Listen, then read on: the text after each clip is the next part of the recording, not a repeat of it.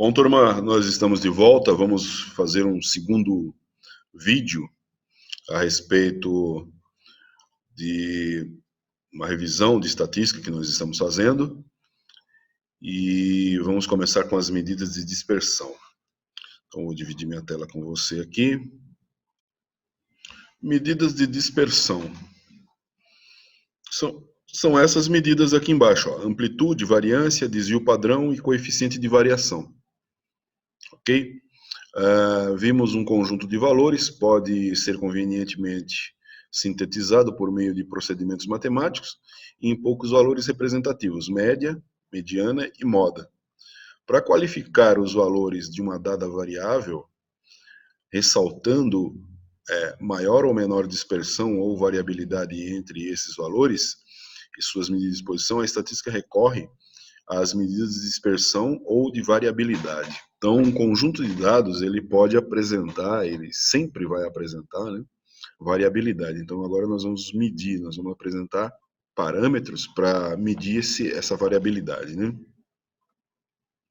Então, nós temos aqui, ó, dispersão de dados é frequentemente chamada de variabilidade. Medidas mais comuns, a variância, o desvio padrão, a amplitude e o coeficiente de variação.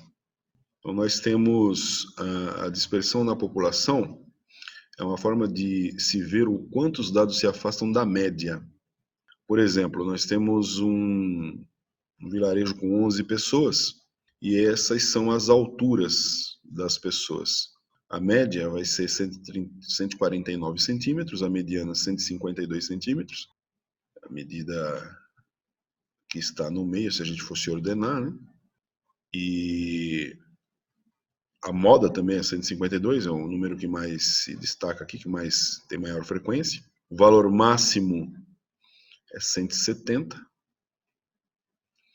O valor mínimo, 135, a diferença entre os dois é 35 centímetros, que é chamado de amplitude, a diferença entre o maior, o valor máximo, e o valor mínimo, 135. Para calcular a dispersão, né, chamada variância e desvio padrão, nós precisamos usar uma estratégia, né? Então, você vai dividir essas alturas em classes. Falei besteira, não é dividir em classe, a gente vai fazer a média. A média é 149. 149, eu tenho a primeira altura, que é 135. 135 menos a média. Isso é o x barra, né? A média está aqui, ó. Então, você vai fazer todas essas alturas menos a média. Essa aqui, essa coluninha aqui, são as alturas menos a média, o que dá essa somatória aqui, ó. Essa somatória, na verdade, é desse valor aqui, tá? Essa somatória aqui, ela tá fora de posição. Essa somatória aqui dá zero, ou próximo de zero, se tiver arredondamento, né? Mas essa somatória aqui dá zero. O que que acontece? Como isso aqui dá zero, é necessário elevar ao quadrado. Elevei esse valor ao quadrado, eu tenho esses valores aqui, ó, 14 ao quadrado ficou positivo, 13 ao quadrado 169, 11 ao quadrado 121 e assim por diante. E aí, somando tudo isso aqui, nós temos 1314. Essa medida ao quadrado, posteriormente, a gente divide pelo número de valores que eu estou somando aqui, que são 11 valores. Observe, é uma medida que está pegando o desvio elevado ao quadrado, soma esse desvio elevado ao quadrado e divide pelo número de desvios que eu estou observando, que eu estou tomando. O número permanece ao quadrado, 119,454 centímetros quadrados. Isso é a variância. A variância da população. Eu tiro a raiz quadrada disso, vai dar 10,92. Isso é chamado de desvio padrão. Então, você tem aqui a formalização numa equação da variância, né? Variância e desvio padrão na população, você tem o sigma ao quadrado é igual à somatória dos desvios ao quadrado dividido por n.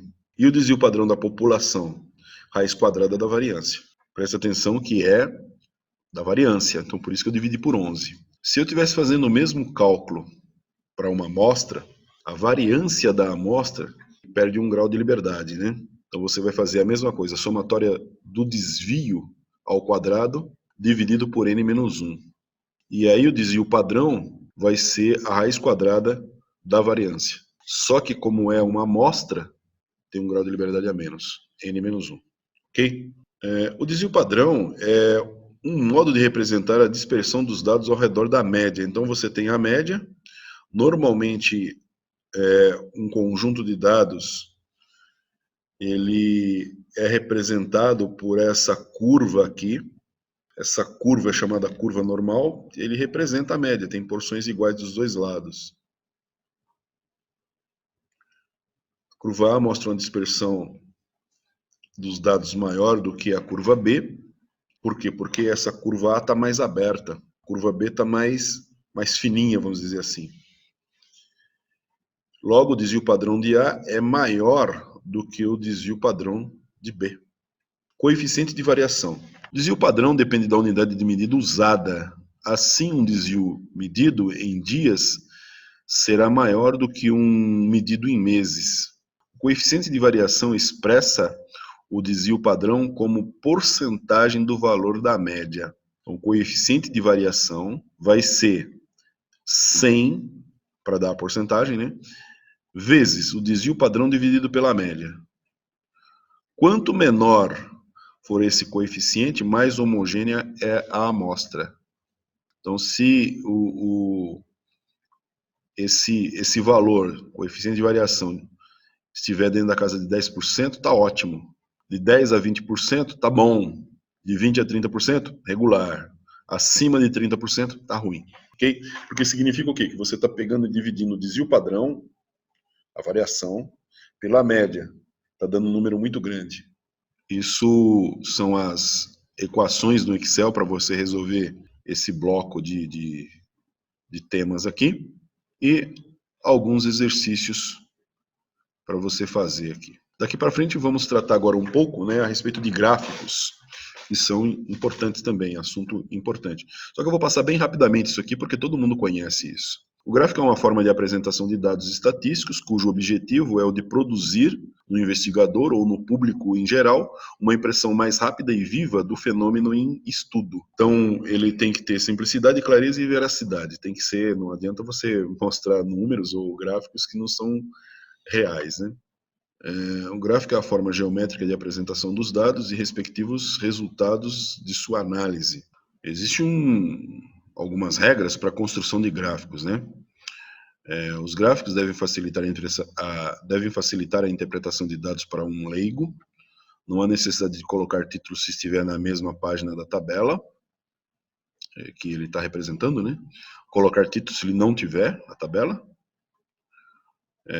O senso estético individual determina o espaço do gráfico. As colunas, barras, linhas e áreas gráficas devem ser ordenadas de modo crescente ou decrescente, mas a ordem cronológica prevalece, o que aconteceu no tempo, né? Então aqui ele fala da origem dos gráficos, se não interessa para nós. E aqui alguns tipos de gráficos, né? Gráfico de coluna e gráfico de barras. Gráfico circular, gráfico de frequência, né? Um histograma. Histograma de frequência. Gráfico de linha. Gráfico de ogiva. Polígono de frequências acumuladas. Um tipo especial de gráfico chamado gráfico de tronco e folhas. Gráfico de barras com desvio padrão. Então você tem um gráfico de barra, essa linha adicional aqui representa o desvio padrão. Tem um gráfico bastante especial que é chamado de box and whisker, ou caixa com fio de bigode, que é essa caixinha aqui. Essa linha aqui, normalmente é o percentil 50. Esse é o valor mínimo. Aqui o percentil 25, o percentil 50, que equivale à média, o percentil 75 e o valor máximo. Isso é importante, isso aqui aparece muito em alguns dados estatísticos, né? Quando você faz levantamento de dados estatísticos, esse é um dos gráficos que o pessoal gosta de usar bastante, tá? E um gráfico de séries temporais, né? Também tem pictogramas, quando você coloca desenhos em um gráfico de barra ou de colunas. E por fim, vamos tratar do assunto medidas de assimetria e kurtose. Bem rapidamente, tá? Porque isso aqui também é um assunto interessante, uma revisão, você pode ler os slides, mas só passando para te dar um toque aqui. Então você já viu lá atrás que a assimetria pode ser positiva ou negativa. Então ela tem nomes especiais, né? Se for simétrico, é mesocúrtica, considerando já essa característica chamada kurtose, né? Leptocúrtica ou platicúrtica. Assimetria positiva, simetria mesocúrtica, curva de Gauss, curva normal. Aqui está mostrando aqui as curvas, ó. A simetria positiva.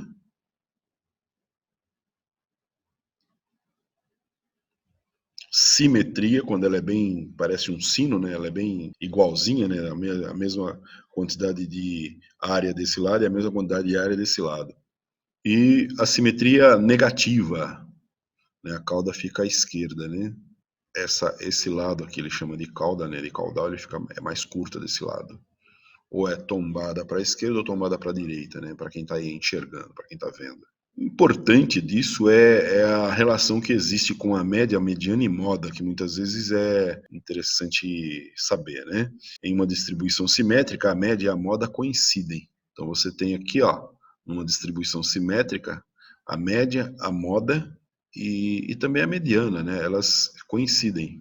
Numa distribuição assimétrica, à esquerda ou negativa, a média é menor do que a moda. Então, a média é menor do que a mediana e que é menor que a moda.